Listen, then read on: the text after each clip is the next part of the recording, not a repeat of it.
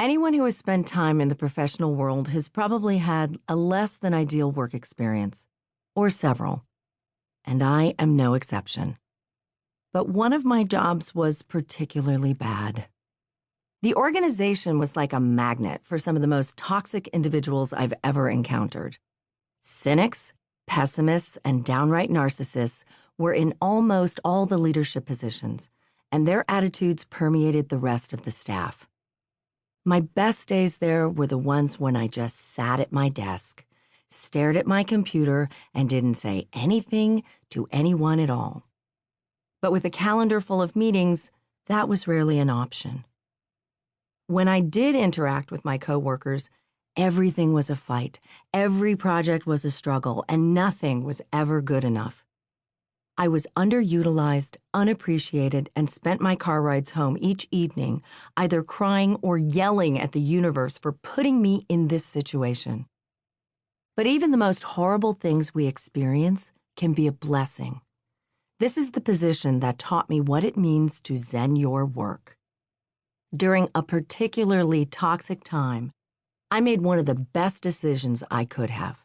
Getting the heck out of Dodge to go on a week-long cruise in the Caribbean. Stuck in the middle of the ocean with no internet access, who wants to pay the Wi-Fi rates on a cruise? I had time to reflect on how I had created this situation for myself and what I needed to do to get out of it. When you zen your work, you embrace the concept that you are in control of your professional experience and mindful of how everything you do creates it. Most people are quick to abdicate responsibility, but great work experiences don't just magically appear out of thin air.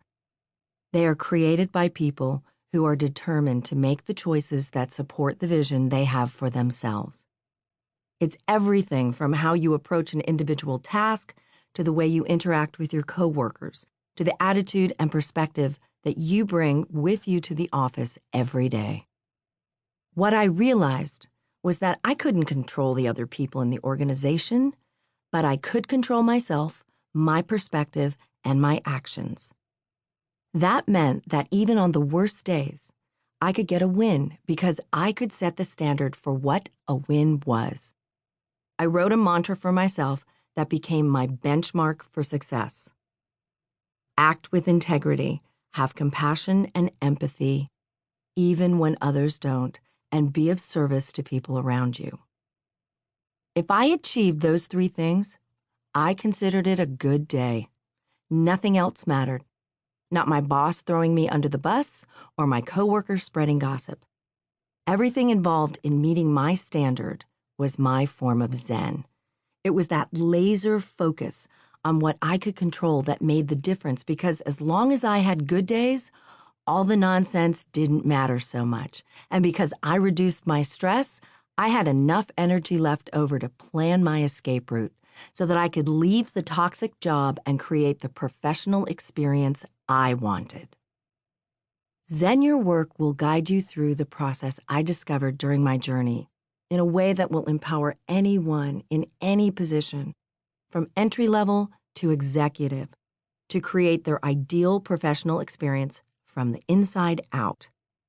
It's a guide to bridging the gap between where you are now and what will allow you to achieve the most professional happiness and success. Self-mastery is our goal. The art of accepting responsibility, understanding your innate working style, and discerning when and how to push outside of your comfort zone.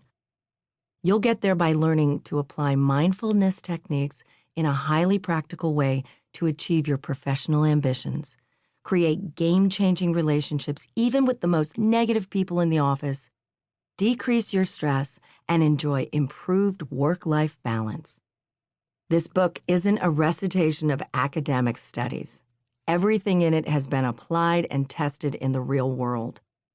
In my work today as an organizational psychologist and coach, I've used these techniques with young professionals just out of college, mid-career professionals looking for that next big promotion, and seasoned executives who have tried all the traditional strategies. In every scenario, they've been able to take these ideas, apply them immediately, and experience results. The people who've made these techniques work for them are no different from you. They're not smarter, more driven, or more disciplined. They're just people, full of their own blend of strengths and glorious flaws. They simply put in the work to make their ideal work experience a reality. There's no trick to this, but there's no shortcut either. Think of it as training for a marathon. No one can do that work for you. If you don't show up and put in the miles, you'll have a hard time finishing the race. So if creating a happy, fulfilling experience is something you want, make the decision right now to show up. The rest of this book will guide you on the path to get there.